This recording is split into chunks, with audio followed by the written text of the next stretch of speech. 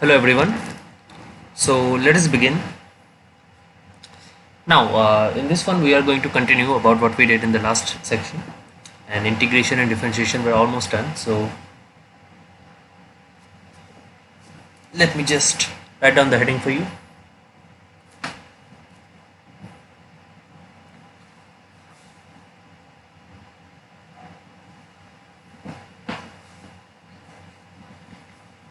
So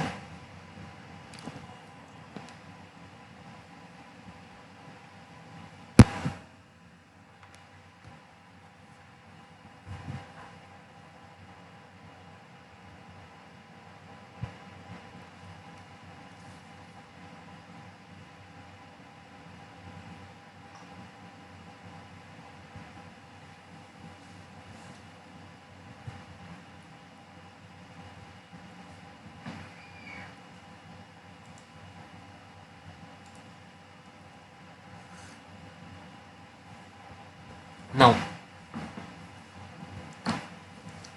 we'll be seeing what integrations do we need, because in the last one we tried to do some of the stuffs from statistical analysis and Bayesian interference, and we did MLE, point estimation. We understood how to do the MLE, so I'll just do a recap on MLE first.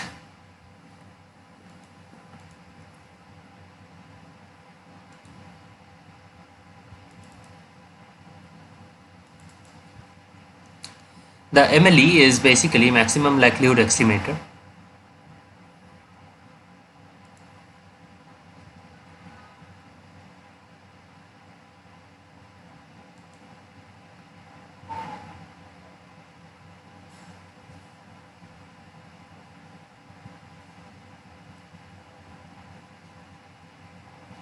Now we would like to understand that given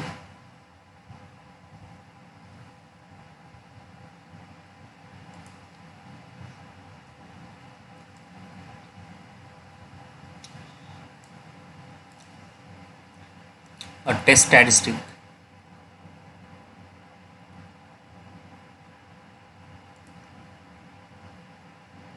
we would like to know that if this test statistics or the PDF can be maximized, right? So if you have, let's say, f of x1, x2, xn, and this is the joint PDF,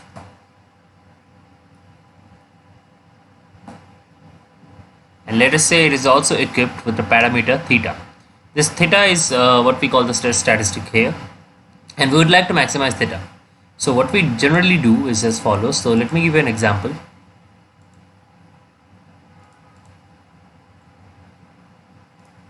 Now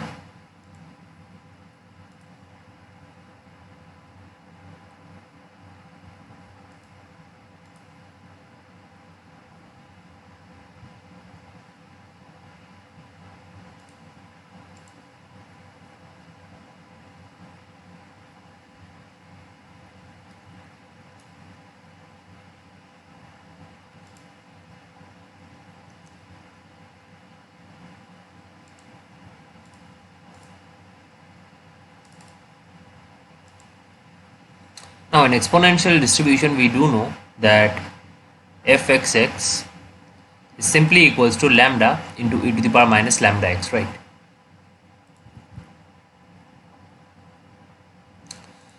Now this accounts for the fact that we can have n random data sets from a random sample, and we can understand that this random sample basically is something we would like to maximize if a joint PDF is given.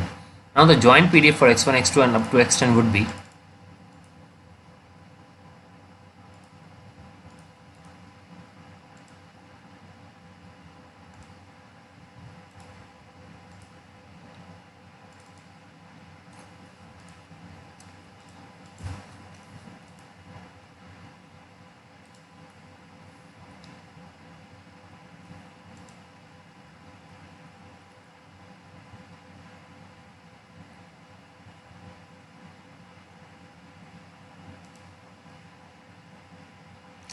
The likelihood function is written as L of x colon theta, where theta is the parameter. And obviously this is basically the product of all the joint PDFs we have out there. So we can define it as follows.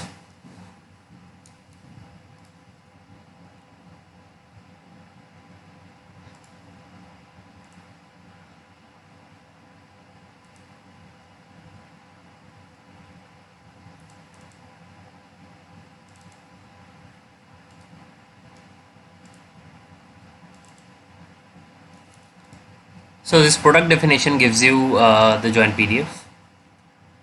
Now,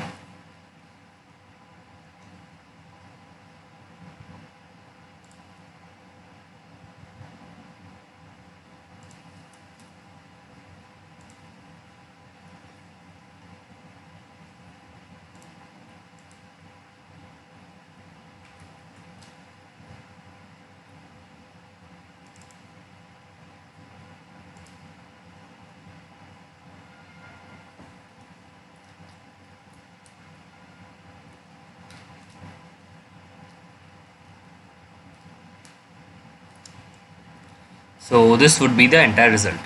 Now our goal is to do the following.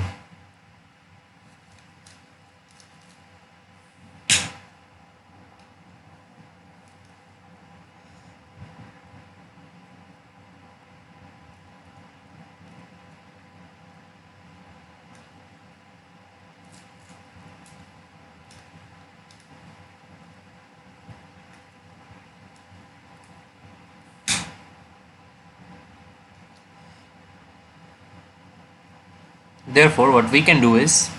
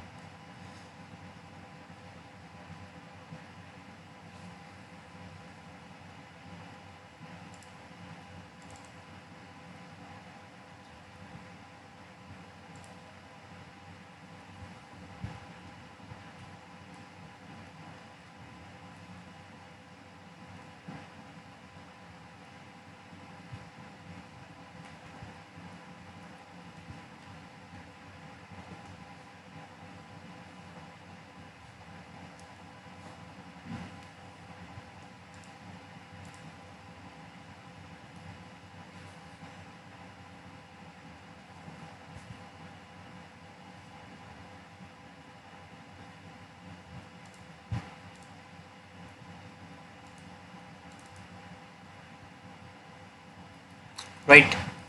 Now, obviously, this is the function that needs to be maximized, and let us see what value of lambda would allow us to do so. So what we do is, instead of the likelihood function, we rather maximize the log likelihood function, and since the log likelihood function is simply increasing, we get to see the results we want. So it basically works as follows.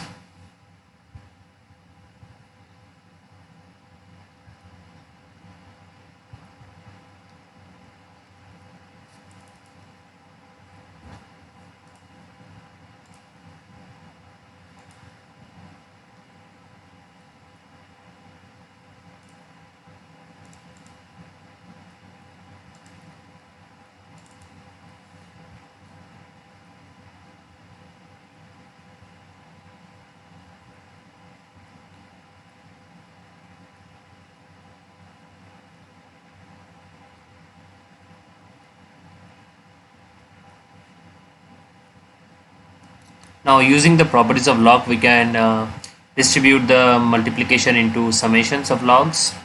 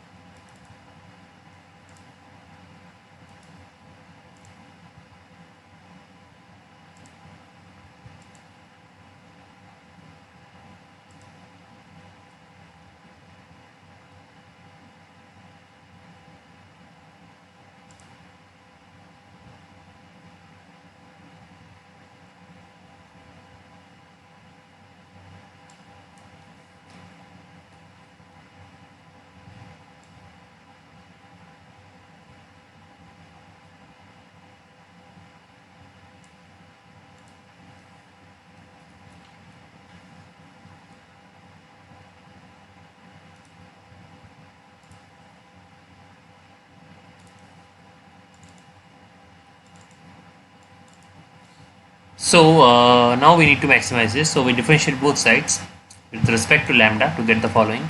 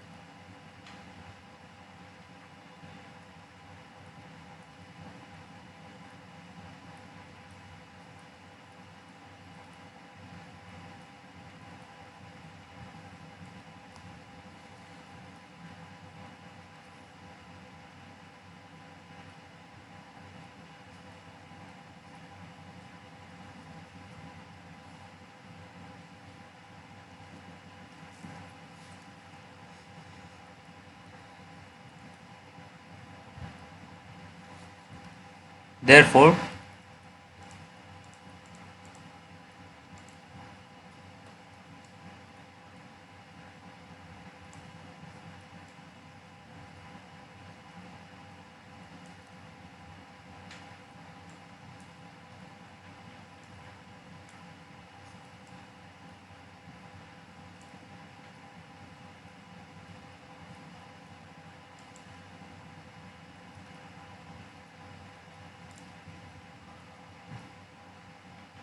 so the maximum likelihood estimator basically says that the value of lambda for which the probability will be maximized is basically 1 upon the sample mean, which is basically the answer. Now we understand that this can be done in separate ways, and the embedded videos here will also let you know about all the techniques you need to understand about derivatives and integration, and about exponential distribution and its MNEs.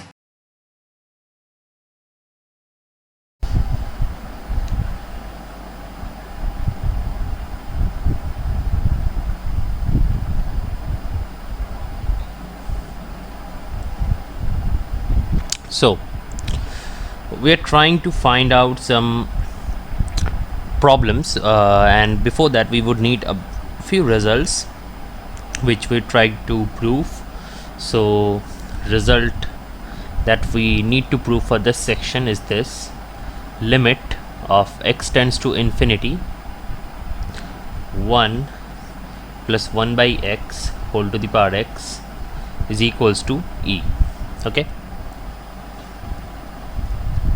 so basically what this means is this can also be rewritten in the form limit x tends to 0 1 plus x whole to the power 1 by x is also equals to e. So both of these limits are equivalent,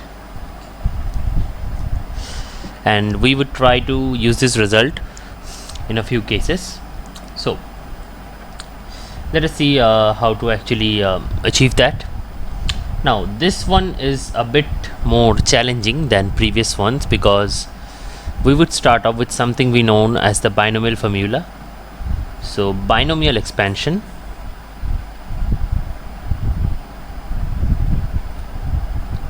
Now what is a binomial expansion?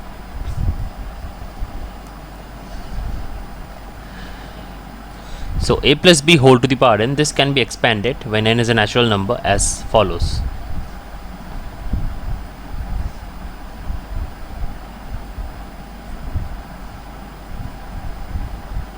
Like this. So using this we can also find out this expression right here, that 1 plus 1 by x whole to the power x expression, where we know that x is a real number, but for the time being we can actually find out something about it. Like this is also valid for rational numbers and real numbers, but just that we have not done that yet. But we can still use this to find like this, but it would be an infinite series because of the x here. It should be x ck into 1 is irrelevant, so 1 by x whole to the power k, right? Now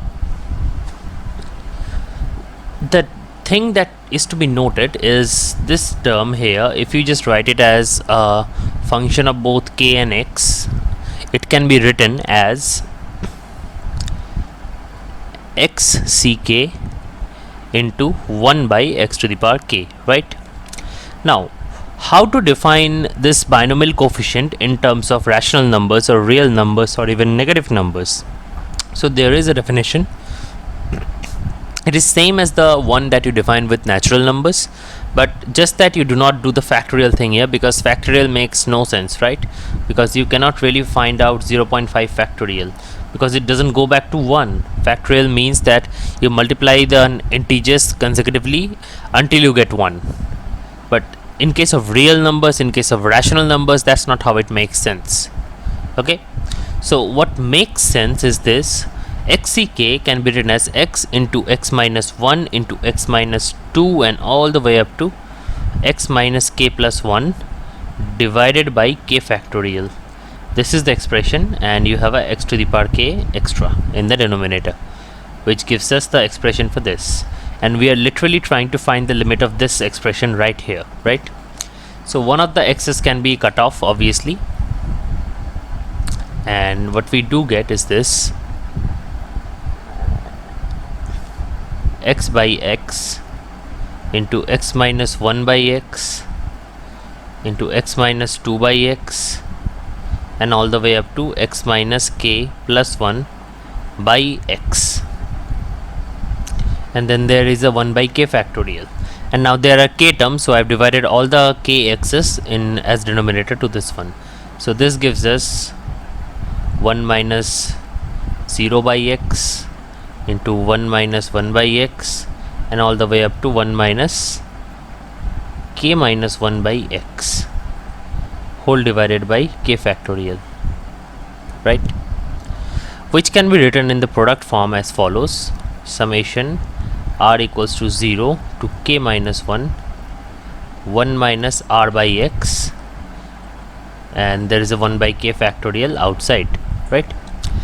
Now this definition gives us the notation for factorials, and it can be proved in later sections when we will be discussing about infinite series and infinite products, that this product right here is equal to 1 by k factorial when you put the limit, of course. So when you put the limit, this product is equal to 1 by k factorial into ek factorial, which gives you answer as e. But this product can be evaluated in multiple ways actually, because this product right here has an integral form as well as a differential form, and using the methods of Riemann integration, a lot of times infinite limits can be evaluated, which we shall learn when we get to the integration section, or maybe we can have a glimpse of what's happening, but for now this should work. So this is the basic proof. Now let us do some examples. Example 1: find the limit of sin x by x as x goes to infinity.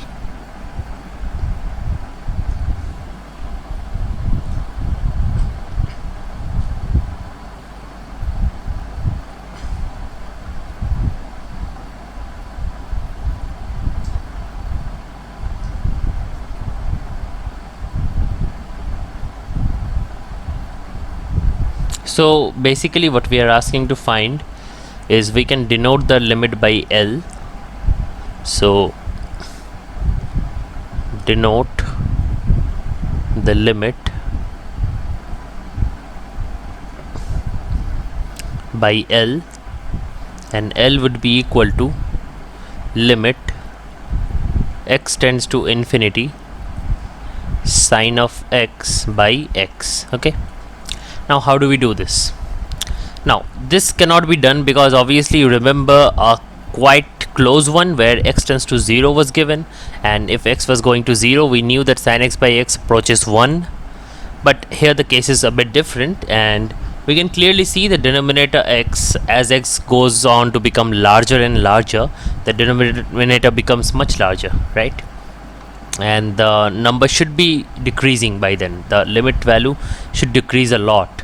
But doesn't sin x also increase? No, it doesn't, because we know that sin x for every real value of x lies in the closed interval -1 to 1 for all x belongs to real, right? So this is a property of sin x, that sin x is bounded. Then we can see that sin x is greater than equal to -1, then sin x by x should be greater than equal to -1 by x. Similarly, sin x is less than equals to 1, then sin x by x should be less than equals to 1 by x, right? It is evident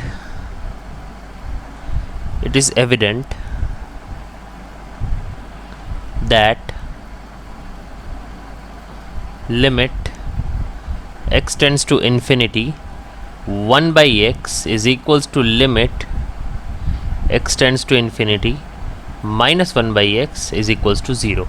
So both the limits actually go to 0 irrespective of the sign, and also since we can bound the function sin x by x using this as we have done here, so we can basically write -1 by x less than equals to sin x by x less than equals to 1 by x, right? Now I'm going to quote a theorem here. It's called the sandwich theorem. It's called the sandwich theorem. It says that if fx, gx, hx are continuous functions,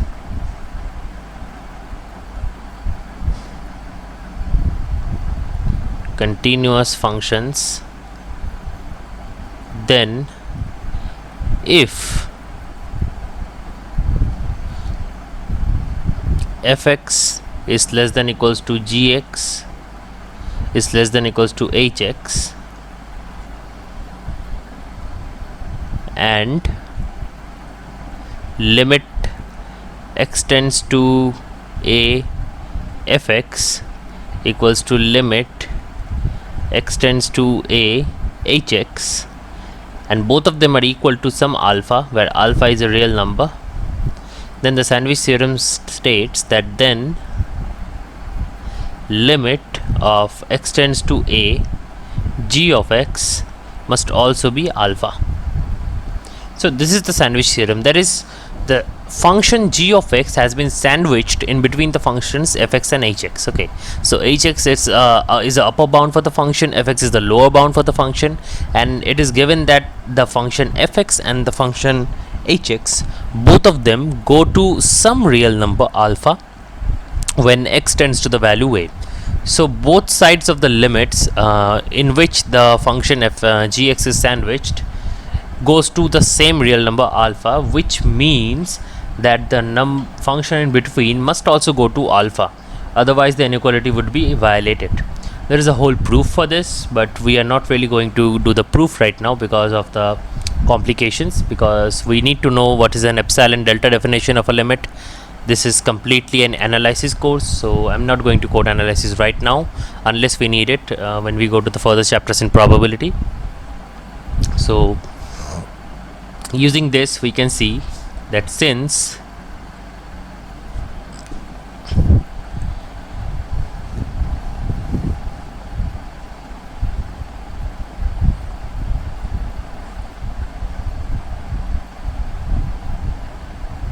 equals to 0,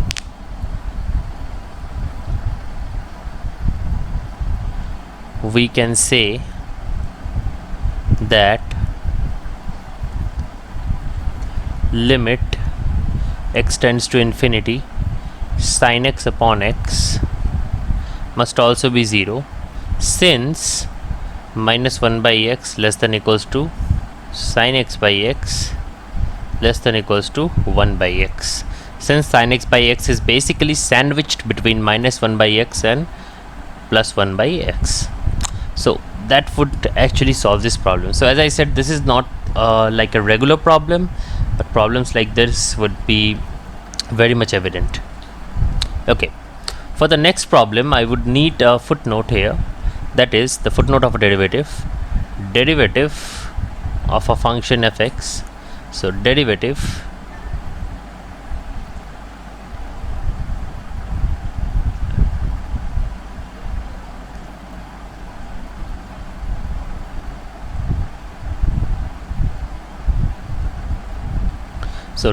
of x f of x at x equals to a is defined as, I'll give you the formal definition of derivative for here, and we are going to revisit it when we start derivative, but for this problem this much information is sufficient to do the problem. So f dash a is basically equal to limit x tends to a f of x minus f of a by x minus a. So this basically is the definition of derivative. Okay, this limit, the value of this limit gives you the answer to f dash a. Now the problem,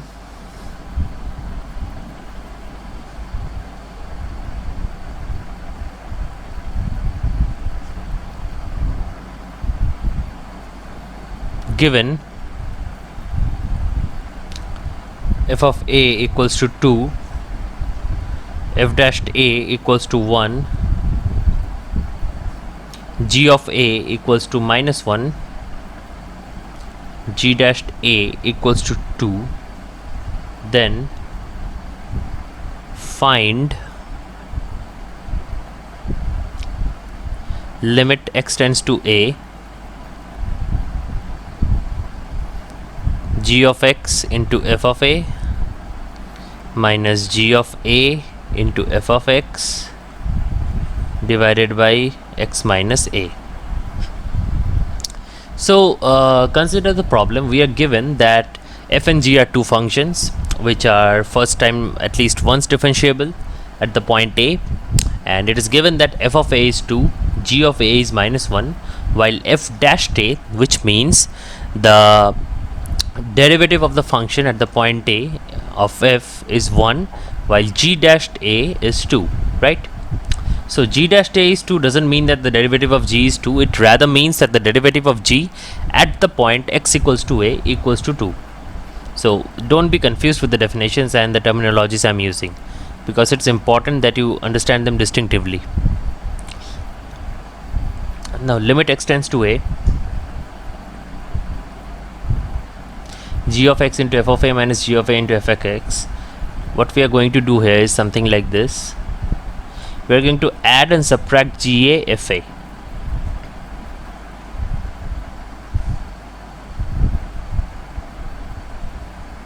Minus g of a into f of x, and we are going to draw a line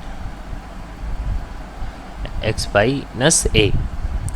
Now why did we do that? Because we are going to separate this first two terms and this last two terms and write them as a separate limit. You will see why. Because we want to really find out how to evaluate this kind of problems using all the information given in the problem, and whatever we just learned a bit ago about the definition of a derivative, which you can see here, this would be handy here. So this becomes g of a into f of a divided by x minus a, plus another limit x tends to a g of a into f of a minus g of a into f of x divided by x minus a, right? Now what we can do is we can take the constant common, which is f of a, from the numerator, and we can write this as f of a into limit x tends to a g of x minus g of a by x minus a. Similarly, we can take minus ga common here, and we can write limit x tends to a f of x minus f of a by x minus a. Now if you remember, this was the definition for the derivative of the function at point a, right? So f of a into g dash a minus g of a into f dashed a. This would complete the derivative section for this one, and now it's just a matter to put the value. So fa is 2 and ga is minus 1 and g prime a is 2, so first two terms are 2 into 2.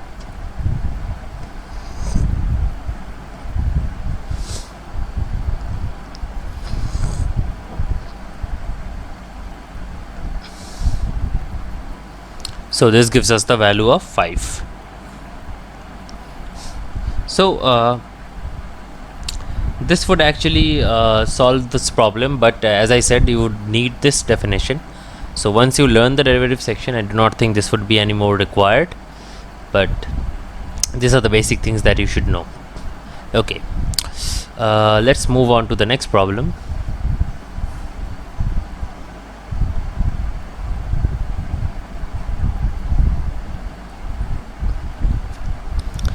So we are given to find the following limit.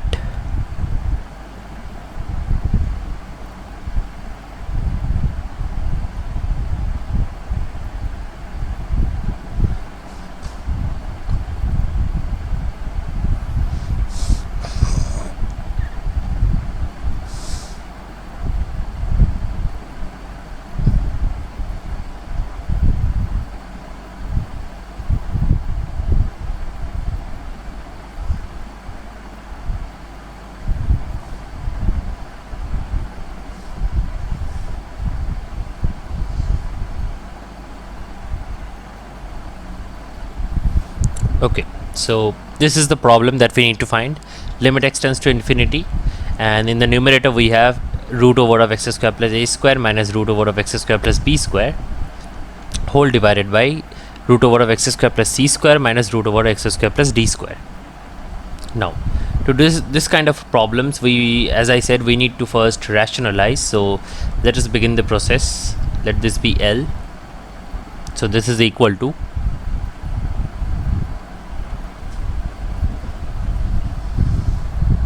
so we shall multiply by this x square plus a square minus x square plus b square into root over x square plus a square plus root over x square plus b square. So this was multiplied, and also we need to multiply by the conjugate of the other term, which is x square plus c square plus x square plus d square. You will see why I did that, because we would need that here. So this thing, first we write whatever there is in the question, x square plus c square minus x square plus d square multiplied by x square plus c square plus x square plus d square, and then the extra term of root over x square plus a square plus x square plus b square.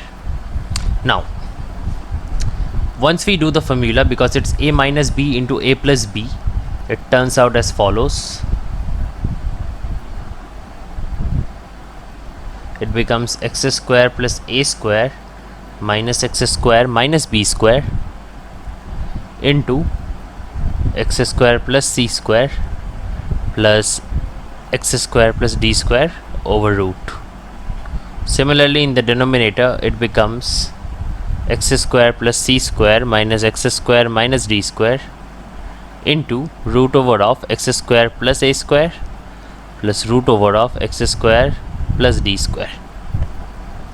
Okay, now the x squares get cancelled off in these two expressions, and what we get is this: limit x tends to infinity, a square minus b square by c square minus d square, and now multiplied by root over x square plus a square plus square root of x square plus d square, actually it would be c square, divided by root over of x square plus a square plus root over of x square plus b square. Right, Now we divide up and down by x to get something. So firstly we can take the constant out, and then we can divide up and down by x to get the following: root over x square plus c square plus root over x square plus d square whole by x divided by root over x square plus a square plus root over x square plus b square whole by x.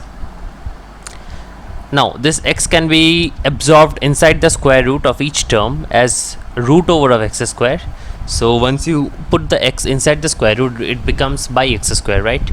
So the limit becomes a square minus b square by c square minus d square, limit x tends to infinity. Numerator becomes root over of 1 plus c square by x square plus root over 1 plus d square by x square divided by root over 1 plus a square by x square plus root over 1 plus b square by x square. Now since we know that this individual term c square by x square, d square by x square, a square by x square and b square by x square go to 0 as x tends to infinity, the answer simply becomes a square minus b square by c square minus d square into root 1 plus root 1 by root 1 plus root 1. This is essentially 1, so the answer is a square minus b square by c square minus d squared. So this becomes the answer. So as you see, some of these problems are a bit challenging than before because you might have to do a lot of calculations and you have to be very careful, and then again you need to know the method to do all of them. But if you have learned the third chapter completely, if you know how to rationalize and you do not actually make like imminent errors, I do not think you would be getting this wrong. You might be getting this right every time you attempt it. But the only two problems that were very different were this. First, we used the sandwich theorem to evaluate a limit for the first time. So this is a technique which you are not going to forget now. So you can try it whenever you are stuck at this problem. You can try to bound that function and see if both the bounds yield you the same result at the limiting value of the required function. Then the function itself would be that value. And then again we learned about the derivative of a function and at a certain point and the definition of it. It is called the derivative from first principle when we evaluate it by the limiting definition, and using that we have solved a pretty good problem, I would say. The derivative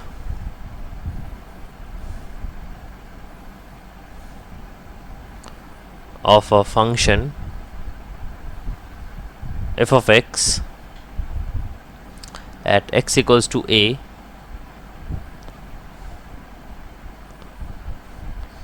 is given by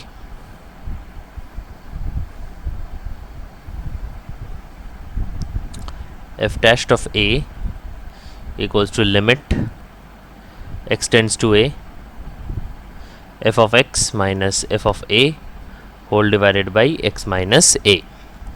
So this is the definition of derivative of a function, and we can use it to our advantage to find the different derivatives. Now let us begin by solving different basic derivatives first, and then we can do the other ones later. So what are the derivatives that we are going to find? So trigonometrical identities are a great way to start off this list of chapters. So trigonometrical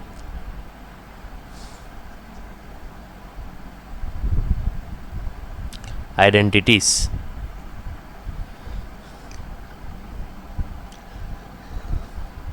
Trigonometrical identities are a better way. So the derivatives which we are going to find is sin x and cos x. So let us begin by one of them.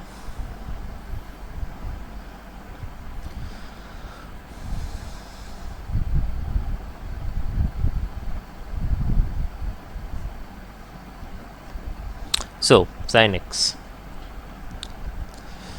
let f of x equals to sin x, then the derivative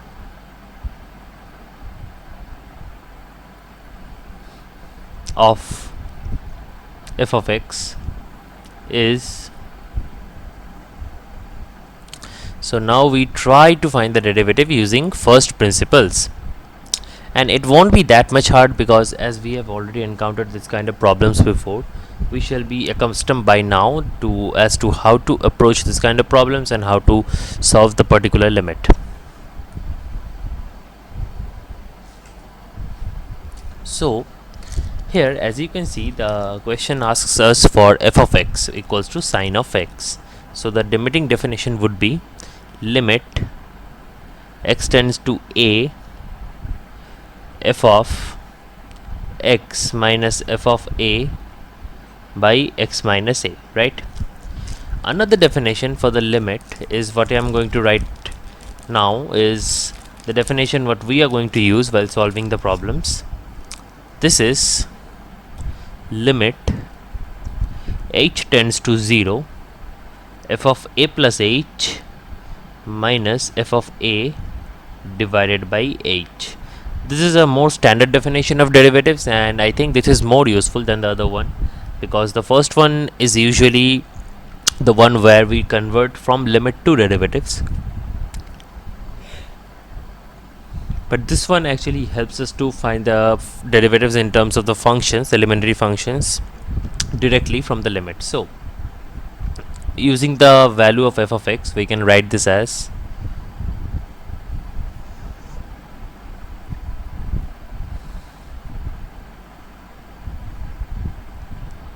like this, right? Now we can use the formula using the formula for compound angles, that is, we can add and subtract angles inside sine, and we can also express them. So we can use the formula sine of a plus b equals to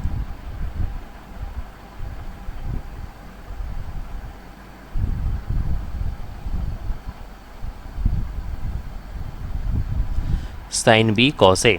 So this is the formula, right? So using this formula, we can see that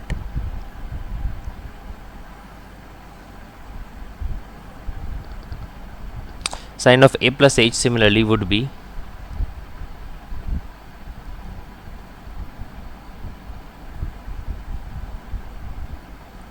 now. When this is done, what we can do now is we can find the limit L. Actually here we do not read the answer L, we already have a name for it. So f dash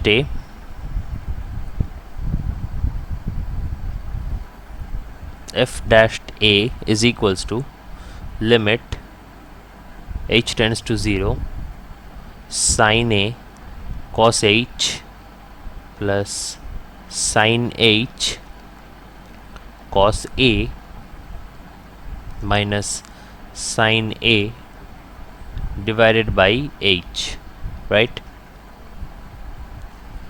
So what we can do is limit h tends to 0 sine h by h into cos a. So we can just take the second term here, and we can take the first term common, and we can write limit h tends to 0 1 minus cos of h by h, right? So this limit is 1, so it becomes cos of a, because we have learned about the limit x tends to 0 sin x by x in the previous videos. And the next one, sin a into, now we first use the formula for 1 minus cos theta is equals to 2 sin square 2 by theta. So using that formula, it becomes minus 2 sin square h by 2 by h, and this limit goes to 0, because firstly sin h by, if it was sin h by 2, we could have found the answer, but since it is sin square h by 2, it goes to 0. So the answer is cos of a. So the derivative of sine of x at the point a is cos of a, right? Okay, we can do a similar calculation for cos of x as follows.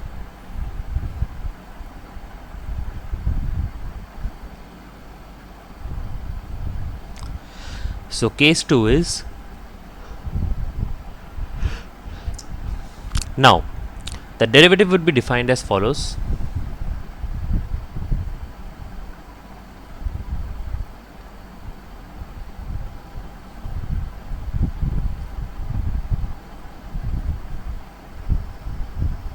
Defined as follows. F dash a would be equals to limit x tends to a f of x minus f of a by x minus a, from which we can substitute h equals to x minus a to find the new definition which was more useful to us, which is like f of a plus h minus f of a divided by h, right? Now this would give us limit h tends to 0 cosine of a plus h minus cosine of a whole divided by h, right? So this means now we have to use the formula. Now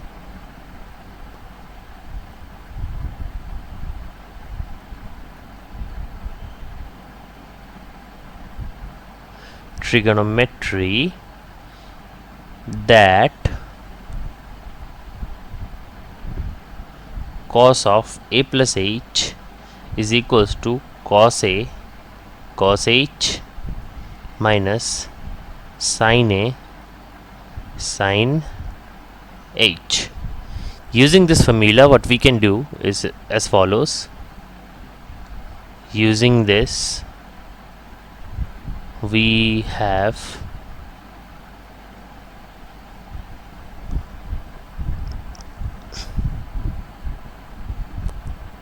f dash a equals to limit h tends to 0 cos of a cos of h minus sin of a sin of h minus cos of a divided by h.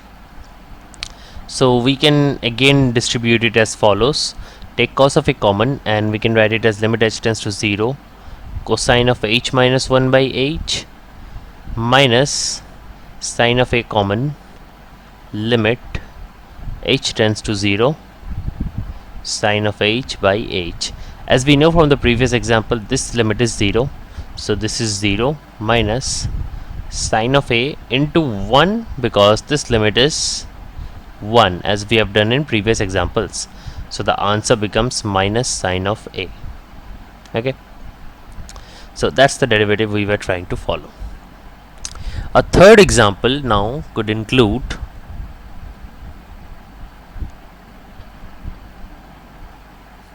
the derivative of e to the power x.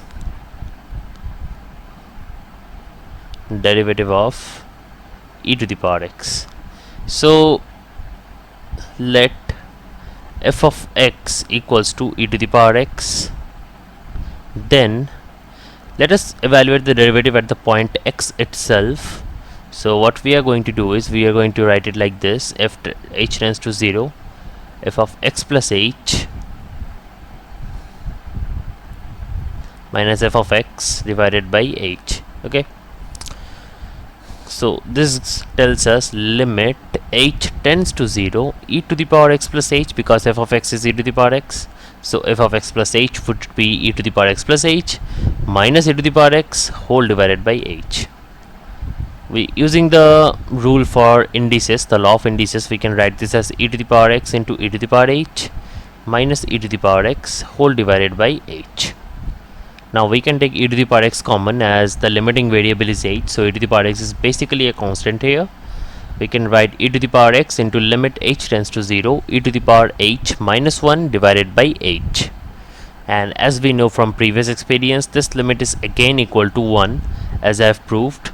So the answer is e to the power x.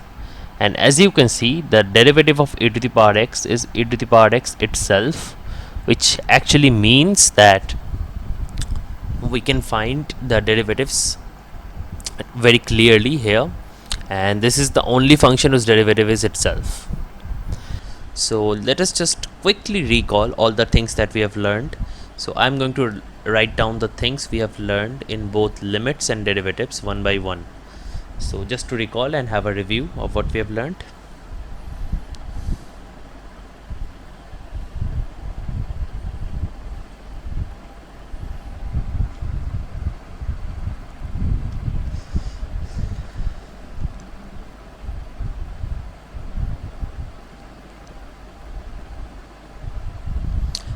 So this result, as you remember, it was limit x tends to a x to the power n minus a to the power n by x minus a equals to n into a to the power n minus 1.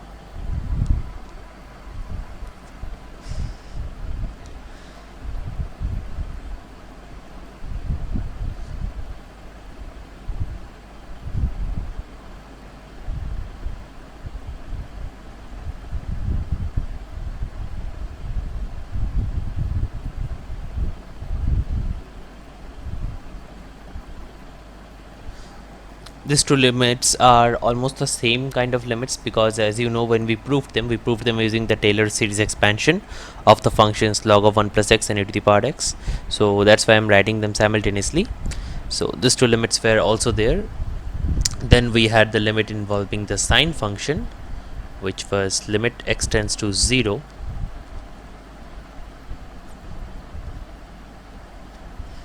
sin x by x equals to 1. Now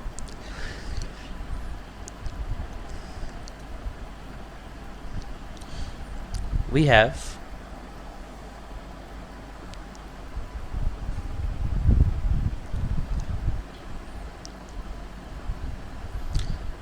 improper limit as follows.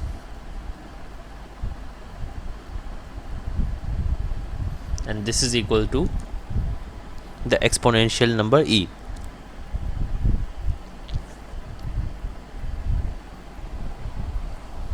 Right, so this completes the basic definitions for all the results on limit. And now the definition of derivative, just to recall.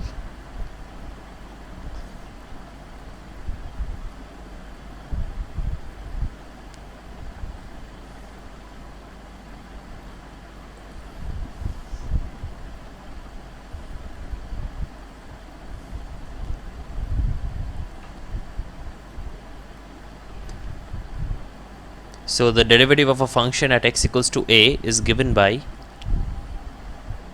f dashed a equals to, there are two definitions, I'm going to write both of them.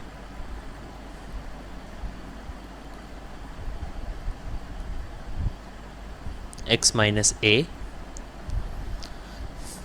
this is in turn equal to limit h tends to 0 f of a plus h